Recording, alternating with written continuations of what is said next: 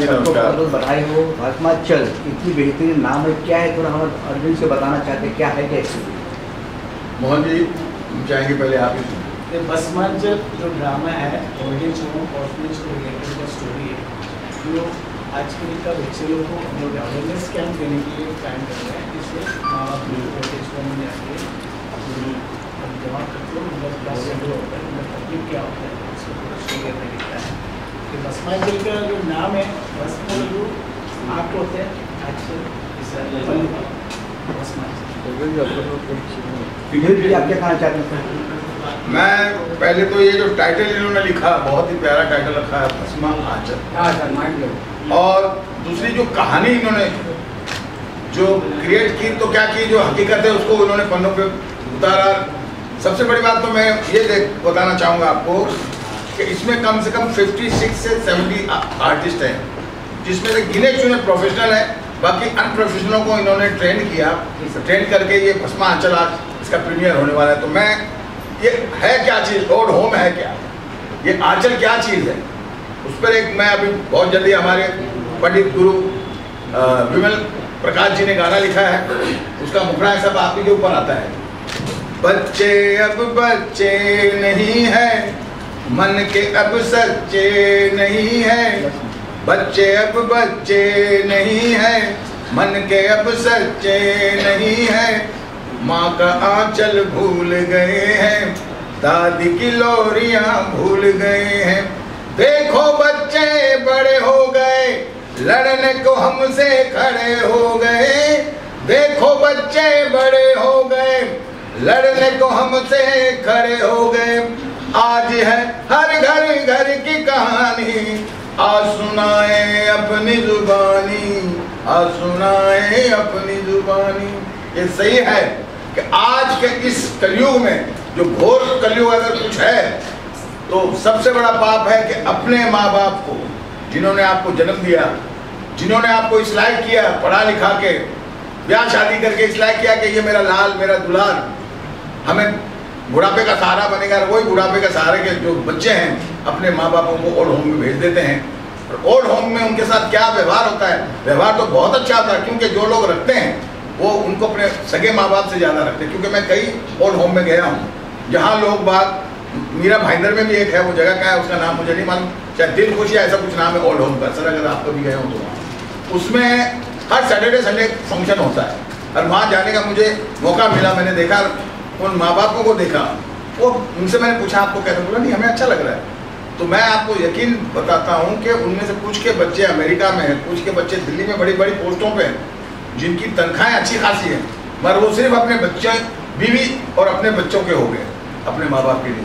और उस चीज़ को जो उजागर करने के लिए हमारे मोहन नायर साहब ने जो काम किया है, मैं इनको बहुत बहुत बधाइयाँ देना चाहता हूँ और इनके पूरी टीम को बहुत बहुत बधाइयाँ देना चाहता हूँ कि वो इस तरीके का जो नाटक लेके आए, या इस तरीके की जो प्रस्तुति, उसको नाटक नहीं कह सकते, हकीकत जो लेके आए हैं। अरे हिंदुस्तान में पूरे ऑल ओवर इंडिया के अंदर कम से कम 50 से ज़्यादा इसके प्रोग्राम होने वाले हैं। तो मेरी तरफ से आपको बहुत बहुत बधाइयाँ। और एक बात तो मैं माफ़ी चाहूँगा आप लोगों से कि सबसे पहले तो मुझे बधाइयाँ आप लोगों को देना चाहिए कि आप इतनी तादाद में मीडिया आई है और इस ओकेशन को कवर कर रही हैं। मेरे साथ माही जी हैं, सिमी जी हैं, आप लोगों का भी यहाँ पधारना बहुत अच्छी बात है। और सर आप बहुत बधाई के पात्र हैं। और आपको एक वादा है मेरा, इस बार तो आप कर लीजिए, आगे अगर इसके लिए कोई गाना चाहिए तो मैं फ्री कॉस्ट आपको रिकॉर्ड करके दूँगा।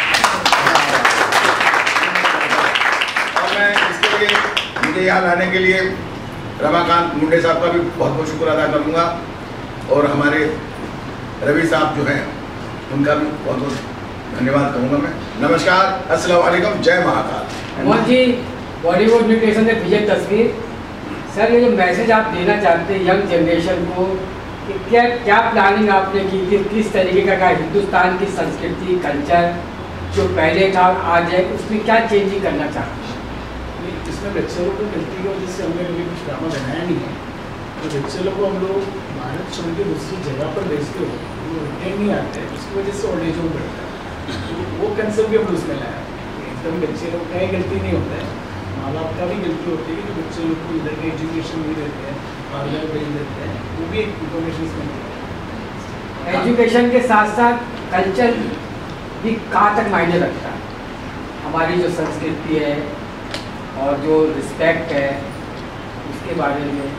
एनीवे वो सब चीज़ को पुराना कल्चर में और अभी कल्चर में बहुत सारा चेंजेस आया है। जी सर। लेकिन वो चेंजेस की वजह से माँ बाप अनाथ हो रहा है, ऐसा कुछ भी नहीं है। हम तो कोई स्टडी नहीं किया, क्योंकि हम लोग 5-6 सालों से हमारा 30 से 35 ओल्ड होम हम लोग ऑलरेडी उनको सपोर्ट कर रहा है, ऑर्फनेज हम लोग चला रहे हैं। उधर से हम लोग उधर से ऐसा इन्फॉर्मेशन नहीं आया है कि जो कल्चर चेंज होने से माँ बाप का ध्यान रखता है, ऐसा कुछ नहीं है।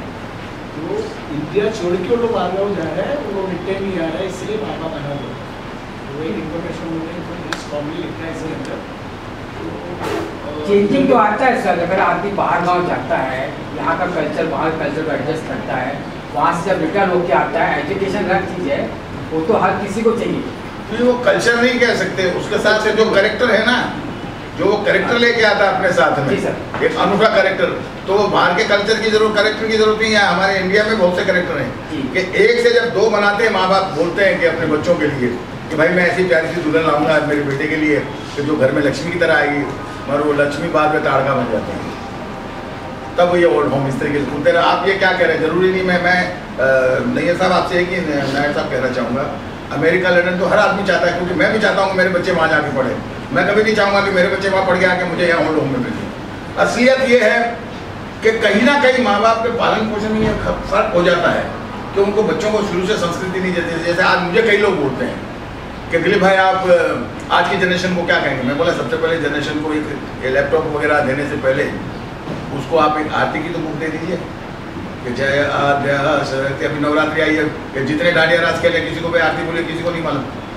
तो हमारे कल्चर को हम ही लोगों ने बिगाड़ने की कोशिश की है, जिसमें इन्होंने जो कहा एक बात कि कहीं ना कहीं माँ बाप भी इस चीज़ के दोषी हैं, बाद में उनको भुगतना पड़ता है।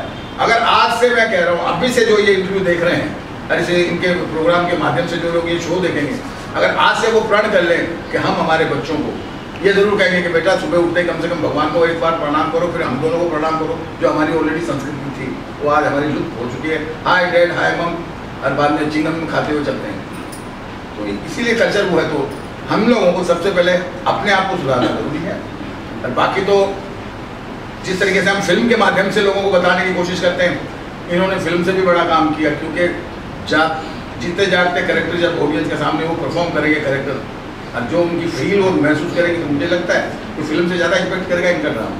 तो इनको बहुत बहुत बधाई है। बहुत आपसे पूछना चाहता हूँ, मोहन नायर जी ने इतने अच्छे कॉन्सेप्ट लेके आया है और इतने अच्छे विचार लेके आए लोगों के सामने, आप लोग भी चाहते गवर्नमेंट से सपोर्ट मिले, उस चीज़ को और आगे बढ़ावा जाए, हर घर तक पहुँचे, आप क्या बोलना चाहते हैं? ज़रूर।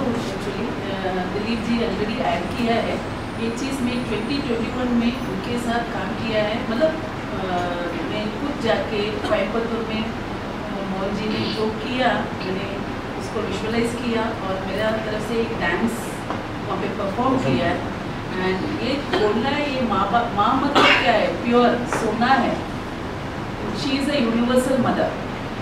माँ के बारे में मेरे को मालूम नहीं है क्या बोलूँ, और बोल रहे ये गवर्नमेंट तो ऑब्वियसली ये जो प्रोजेक्ट है ये लेके हम मोदी जी के पास जा सकते हैं। आपको ज़रूर उसके लिए मैं उनके साथ में हूँ। 15 साल से वो मालूम है, वो राइटअप कर रहा है, और आगे क्या करने का वो हम साथ में बैठ के, सर आपसे रिक्वेस्ट है एक एल्बम करेंगे हम भारत के बारे में और माँ के बारे में।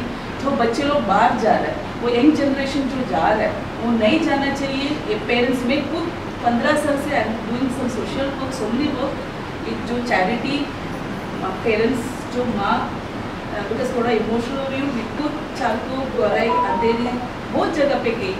वहाँ पे जो पेरेंट्स, प्रिंसिपल, बैंकर्स बहुत लोग हैं, ये बच्चे लोग क्यों छोड़ रहा है, उनको क्यों घर पे किसी को रख के क्यों नहीं देख सकते। मेरा वही एक चीज़ है। मोहन जी आप बहुत मतलब इतना अच्छा कॉन्सेप्ट है, इसके लिए हम बहुत कुछ कर सकते हैं सर टीम के सबसे। और best wishes to Brahmanchal and team Maharani. 500 का वॉलंटियर्स है, पोस्ट कोविड ये काम किया सर, उसके लिए उनको प्लीज़ बहुत बढ़िया। आप टेलीविजन एक्टर बहुत सारे काम किए हैं, अलग अलग स्टोरी देखे होंगे, तो इस तरह की स्टोरी ढांचे पे लेके आना एक नाटक के द्वारा आप क्या बोलना चाहते हैं? मैं तो ये कहूँगी कि सबसे पहले तो मैं मोहन जी को बोलूँगी कि आप बहुत ही ज़्यादा भाग्यशाली हैं कि आपको ये सेवा करने का मौका मिला है, क्योंकि हर किसी के नसीब में ये नहीं होता है। और जैसे कि वो मैम के ज़्यादा इमोशनल हो गए, क्योंकि ये ऐसी चीज़ है ना कि कोई भी सुनेगा कोई भी इमोशनल हो जाएगा। माँ एक माँ ऐसी है कि मैं तो ये कहूँगी कि माँ वर्ड बोलते ही हम लोग माँ बोलते हैं, अम्मा बोलते हैं, आई बोलते हैं। और आजकल के बच्चे, इन लोगों को ऐसा लगता है कि अरे हम बाहर चले गए तो हमारे संस्कार भूल जाओ, हम बाहर चले गए हैं तो हमने वहीं पे शादी की है, हमारी वहीं पे लाइफ है और यहाँ पे सब खत्म है। मुझे ऐसा लगता है कि अभी की जनरेशन में और जो अभी का कलयुग का टाइम चल रहा है, इसमें बहुत सारे ऐसे लोग हैं जो अपने माँ बाप को छोड़ के चले जाते हैं, बाहर सेटिल हो जाते हैं और वहीं पे अपनी नई दुनिया बसा देते हैं। लेकिन वो ये नहीं सोचते कि हम भी माँ बनने वाले हैं। जो आज की बहुएँ आती हैं वो ये नहीं सोचती कि मैं भी किसी की माँ बनूँगी, मैं भी एक दिन सास बनूँगी। तो वो बच्चे भी मेरे साथ वही करेंगे। आप अपने बच्चों को यही संस्कार दे रहे हो। अभी के टाइम पे संस्कार नाम की चीज़ बची ही नहीं है और वो रही नहीं है, क्योंकि बच्चों को संस्कार दिया ही नहीं जाता है। बच्चों को सबसे पहले फ़ोन दिया जाता है, वो बाहर घूम रहे हैं, उनको फुल आज़ादी दी जाती है। हमारे टाइम पे, मेरे टाइम पे मेरी मम्मी पापा जी के परमिशन के बिना हम कभी बाहर नहीं जाते, कभी कुछ नहीं करते।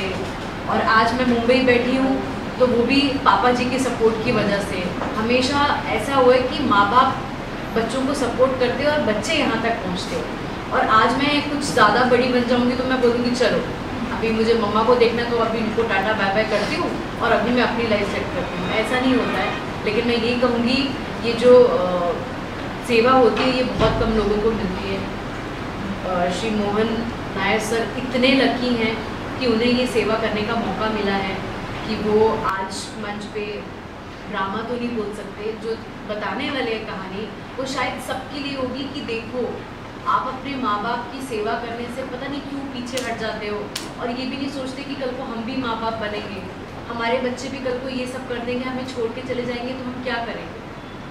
तो बस यही है। मैं आज बहुत ही अपने आप को भाग्यशाली मान रही हूँ कि मैं आज यहाँ बैठी हूँ, क्योंकि मेरा ये फर्स्ट है और मैं ऐसे इवेंट पे कभी नहीं आई हूँ।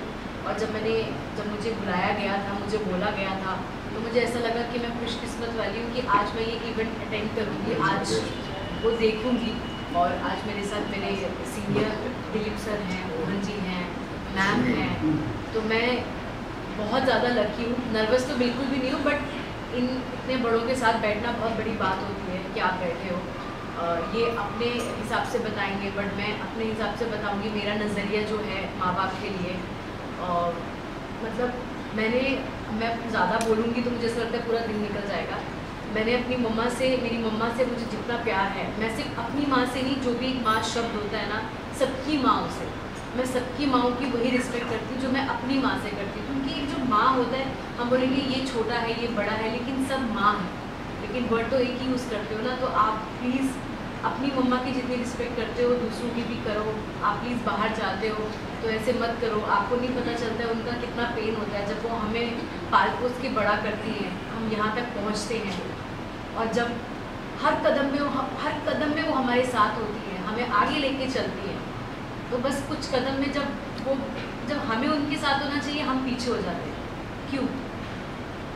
जब हम छोटे होते हैं, हमारा बचपना होता है, तो वो हमें पाल पोस के बड़ा करती हैं, हमारे हर सुख दुख में हमारे साथ देती हैं। और जब हमें उनके सुख दुख में साथ खड़ा होना होता है, तब हम अपना घर सोचते कि हम अपना घर बसाने चलते हैं, हम अपना घर सेटल करते हैं, फैमिली को भूल जाते हैं। ये सब ये आखिरी सवाल है कि इसको आगे कैसे प्रेजेंट करने वाले। ये जो आज जो ड्रामा अभी हो रहा है, एक्चुअली प्रॉपर ड्रामा नहीं कर रहा है, सेटअप कुछ भी नहीं हो रहा है, तो प्रीमियर शो है। इसका प्रॉपर जो शो है अक्टूबर 5 को यही जगह पर होने वाला है। मेरे को मीडिया को इनकी रिक्वेस्ट है, फर्स्ट ऑफ ऑल आपको थैंक्स बोल रहा हूँ, आप लोग सब लोग इधर आ गए। इतनी बड़ा आर्टिस्ट लोग का एक साल का मेहनत है इसके पीछे, तो लोग सब बहुत मेहनत किया हुआ है। आप लोग थोड़ा बहुत ये ड्रामा देख के जाना, देखने के बाद जो ड्रामा के बारे में लिखते हैं उसमें बहुत मजा आ जाता है। जो सुनने से लिखने में वो थोड़ा देख के चले जाओ। तो अगर आप इसका मोर दैन तो एक सीन है, 12 सीन 6 चौकी के ड्रामा है, इसके अंदर कॉमेडी है, डांस है, सब कुछ है। ऐसा नहीं कि ओल्ड एज होम का ड्रामा बोल के सबको रोना है, ऐसा नहीं है। हंसना भी सब कुछ क्रिएट किया हुआ है इसके अंदर, तो कलरफुल वे में किया हुआ है। एटलीस्ट आप लोग 4-5 सीन देख लो, उसके बाद आप लोग डिसाइड करो उसके बारे में क्या करना है। एक मेरा सवाल ये है कि आज के टाइम बच्चे बहुत प्रैक्टिकल हो गए, माँ बाप को लेकर कुछ ज़्यादा ही प्रैक्टिकल है, वो अपना सोचते, माँ बाप ने क्या किया वो नहीं सोचते। उनका वक्त आ चुका है इस कलयुग में कि माँ बाप को भी अब प्रैक्टिकल होना पड़ेगा, अपनी चीज़ें बचाते रखनी पड़ेगी, संपत्ति।